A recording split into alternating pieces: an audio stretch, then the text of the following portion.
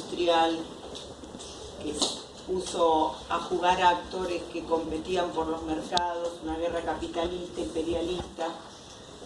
Cuando digo guerra industrial es que se pusieron en el campo de batalla no solamente el cuerpo y el honor de los hombres, sino que el armamento es producto de la revolución industrial. Deja como estela más visible la crisis de los valores liberales.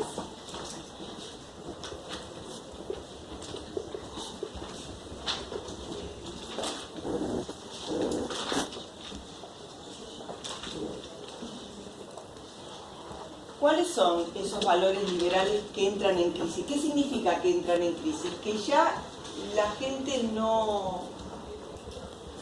las sociedades dejan de creer en esos valores y entonces pasan a apostar a otras propuestas.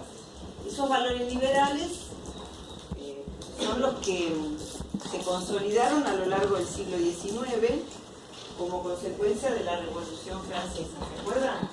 Entonces, ¿cuáles, por ejemplo? Por ejemplo, la división de poderes, por ejemplo, la democracia, por ejemplo, el respeto que el Estado le debe tener al individuo, y ese respeto hacia el individuo queda expresado en las libertades que el individuo tiene garantidas desde el Estado. ¿Cuáles son? Por ejemplo, la libertad de expresión, la libertad, ¿cómo? Propiedad privada. La propiedad privada. Bueno, eso es lo único que no entra en crisis, salvo, claro, porque a la propiedad no la toca nadie, salvo en el esquema comunista, claro, que ahí entonces sí, pero digamos que por más que parezca algo novedoso, la emergencia del fascismo y la emergencia del nazismo en Alemania, parece todo muy nuevo, pero la propiedad no se toca, ¿no? Entonces, los valores son los políticos los que entran en crisis. Entonces, repito, la división de poderes, el individualismo, los derechos del hombre respetados por el Estado. ¿Y cuáles serían esos derechos y esas libertades? La libertad de expresión, la libertad de prensa, la libertad de participar en política, como por ejemplo el voto, ¿no? La elección de los gobiernos. Bueno, todo eso, y todo esto, no olvidarse, por favor, todas estas libertades, ustedes recuerden, son el producto del racionalismo del siglo XVIII. ¿Se acuerdan?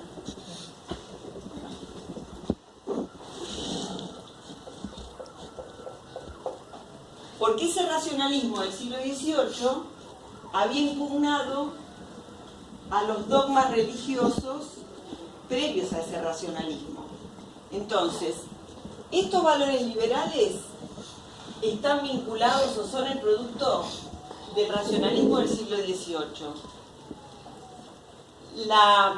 Digamos, la apuesta de los nuevos regímenes va a ser que este racionalismo va a ser reemplazado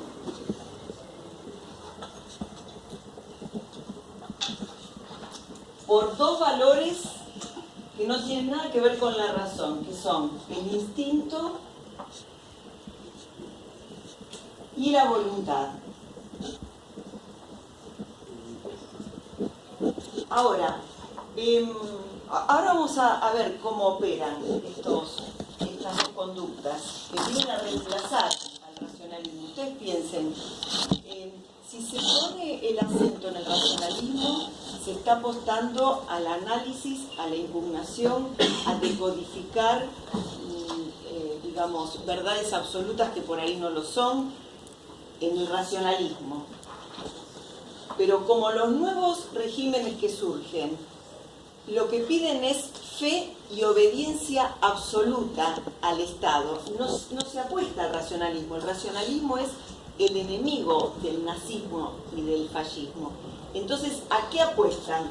Al instinto, digamos, a que el hombre se maneje a través de la irracionalidad, que deje salir todo su ser sin pensarlo, y que eso esté puesto al servicio de la voluntad.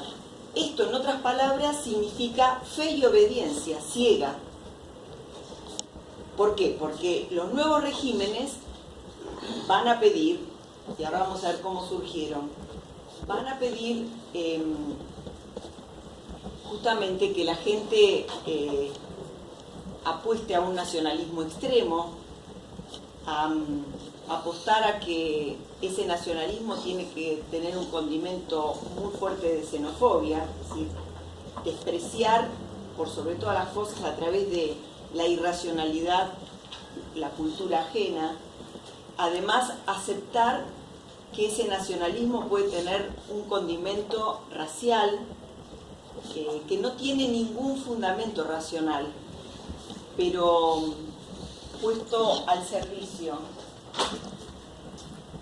del instinto, de la voluntad y, digamos, de la irracionalidad, hacen un componente que es explosivo.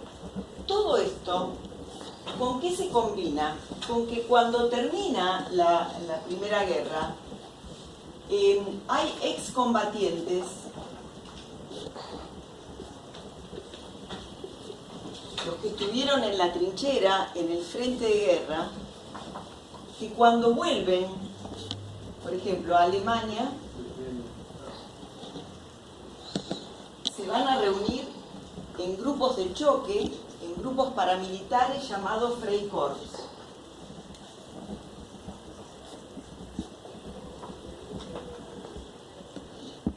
En Italia,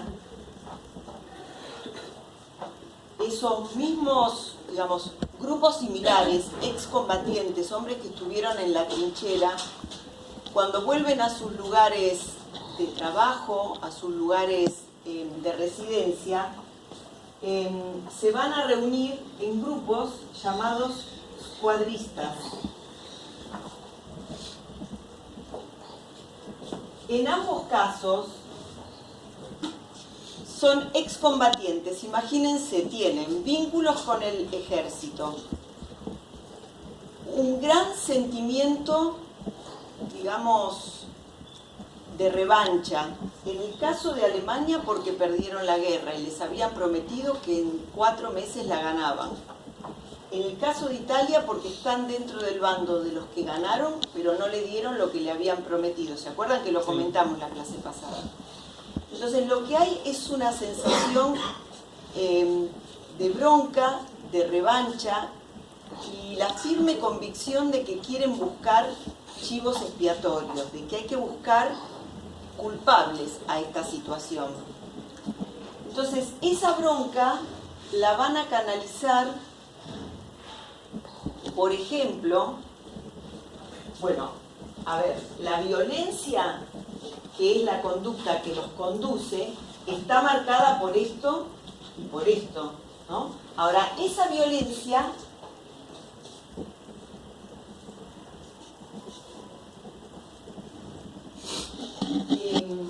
va a ser expresada, por ejemplo, contra los sindicatos y contra los partidos socialistas.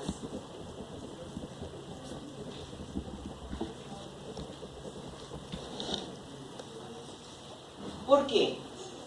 El tema básicamente está acá, en los partidos socialistas. Ustedes saben que muchos de los que militan en el socialismo, en distintas ramas del socialismo, que puede ser un socialismo moderado, puede ser ya en los años 20 los partidos comunistas que están emergiendo, muchos tienen representación en los sindicatos, ese es el vínculo. Pero ¿por qué se pone tanto el acento en echarle la culpa a los socialistas? Porque los socialistas, antes de que estallara la guerra, ya se habían reunido, yo esto lo comenté la clase pasada, y habían dicho, bueno, a esta guerra hay que boicotearla porque esta es una guerra capitalista que pone al rojo vivo en el frente de batalla a los trabajadores, y en realidad lo que se está dirimiendo acá es una gran puja por los mercados dentro del sistema capitalista. Entonces, lo que ocurrió después fue, digamos, algo que también los puso muy reactivos a todos los que son extremadamente nacionalistas, y es que en un país que formaba parte de uno de los bandos de la guerra, estalló una revolución donde el líder de la revolución en realidad dijo, bueno, esas armas que el Estado les dio, estoy hablando de los rusos, que el Estado les dio para luchar contra el enemigo, que en ese caso era Alemania, den la vuelta y utilícenla para luchar contra el Estado que los oprime. Entonces, a los grupos extremadamente nacionalistas, ese discurso, ese posicionamiento internacionalista no les cuadra. ¿Recuerdan por qué? Lo repito por las dudas.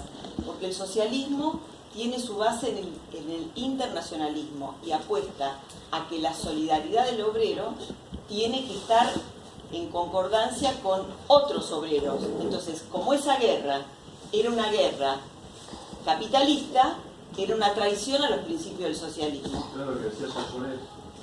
Claro, y a Jean Jaurès lo mató, a Jean Jaurès justamente lo asesinó un fanático nacionalista, porque él decía, bueno, esta guerra nos va a llevar a la muerte a todos. Pero hablaba de eso, de que el proletariado se tenía que unir. Exactamente. Para voltear la guerra. Bueno, ahí tenés. Entonces lo que digo es que muchos de los excombatientes sienten que fueron traicionados, porque es como, a ver, para que se den una idea, la sensación es que mientras ellos estaban jugándose el pellejo en el frente de guerra, hay una retórica socialista que le pone fichas a los soldados diciéndole, esta guerra no tiene sentido, la guerra los manda a ustedes al frente, pero en realidad defiende los intereses del gran capital. ¿Se entiende esto? Muy bien. Ahora, en el caso de Alemania, que lo vamos a ver después del parcial, uno de esos excombatientes, que fue Adolf Hitler, lo que tuvo, digamos, a ver, entiéndanme, tuvo de positivo para su carrera política, no es que tuvo de positivo él, sino para su carrera política, es que supo articular en su discurso todas las broncas acumuladas. Entonces, supo expresar la bronca de la ciudadanía porque les habían mentido y habían perdido la guerra, la bronca que había producido el Tratado de Versalles porque habían tenido que reconocer que eran los culpables de la guerra, lo que le pasaba a los excombatientes, todo eso en un discurso que le prometía a la ciudadanía alemana recuperar el lugar que habían tenido antes de la guerra, ¿no? Eso por un lado. Ahora, el caso de Italia, vamos a ver. Pero antes de entrar en el caso de Italia, anoten esto. Estos movimientos, que los vamos a ubicar en ese abanico que uno puede, si la política uno puede simplificar, no se puede simplificar, ¿no? Pero si uno puede simplificar la política, digamos, en un abanico, si en la extrema izquierda estaba la Revolución Rusa, estos dos movimientos, tanto el fascismo como el nazismo, están en la extrema derecha, ¿está bien? Entonces, digamos, en el medio uno tiene muchos matices, ¿no? Vamos a borrar esto, es una vergüenza. Lo que les quiero decir que anoten es que estos dos sistemas que son de extrema derecha tienen las siguientes características en líneas generales. Son antidemocráticos, son antiliberales,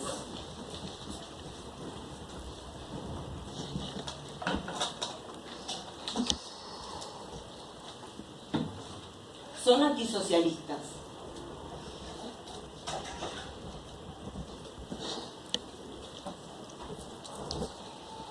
Cuando pusieron son antiliberales, aclaren en el plano político, porque la propiedad privada no se cuestiona.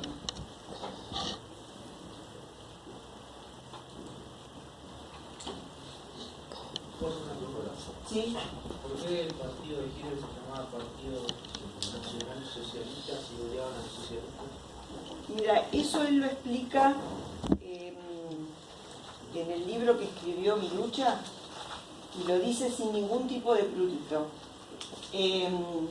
Él dice, en un determinado momento, porque es así, él entra en un partido pequeño, que hacía muy poco que estaba fundado, y la constelación política, digamos, político-partidaria, era importante. Esto lo voy a dar cuando vemos el nazismo, ¿no? Entonces él entra en ese partido chiquito.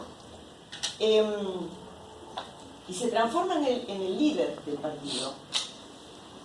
Y empieza a tener cada vez más seguidores, y quienes financian el crecimiento del partido, de este líder nuevo que es el orador de las cervecerías,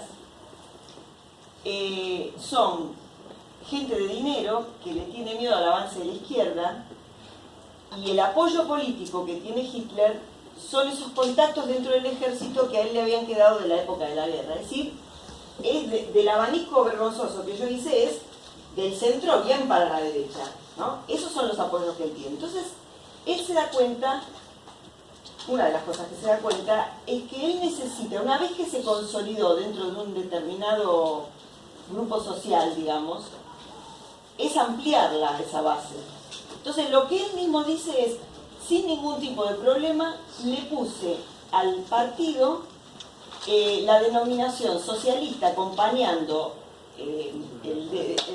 al vocablo nacional para que tuviese un contenido más obrero.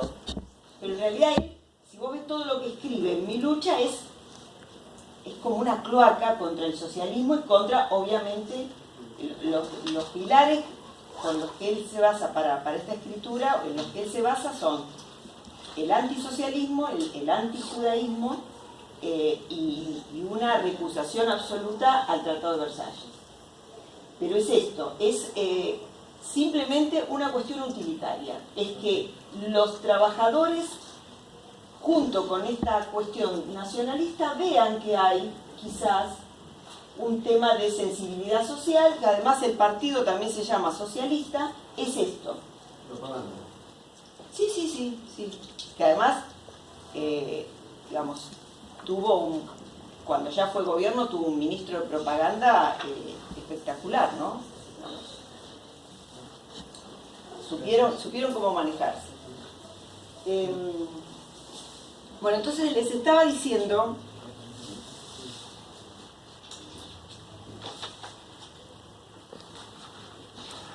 bueno, anoten, son extremadamente nacionalistas y xenofóbicos, idealizan la guerra y la violencia,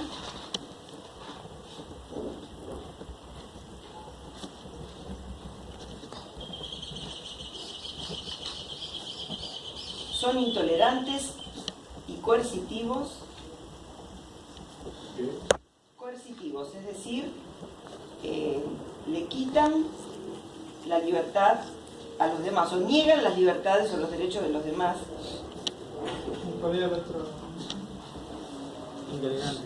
Intolerantes.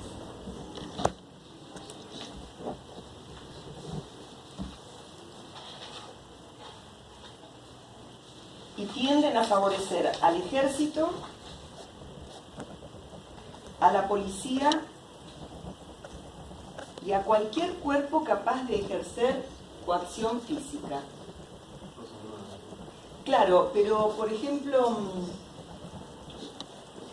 digamos, las fuerzas armadas tradicionales que nosotros conocemos son esto, el ejército y la policía. Ahora, lo novedoso en este contexto es que los partidos políticos se militarizan. Digamos, tanto en el nazismo como en el fascismo, los militantes, los que se afilian al partido, digo, no todos los afiliados, pero los primeros que se afilian al partido van a formar parte de cuerpos dentro del partido que son cuerpos de choque. Entonces se visten con uniformes, tienen... No, es antes.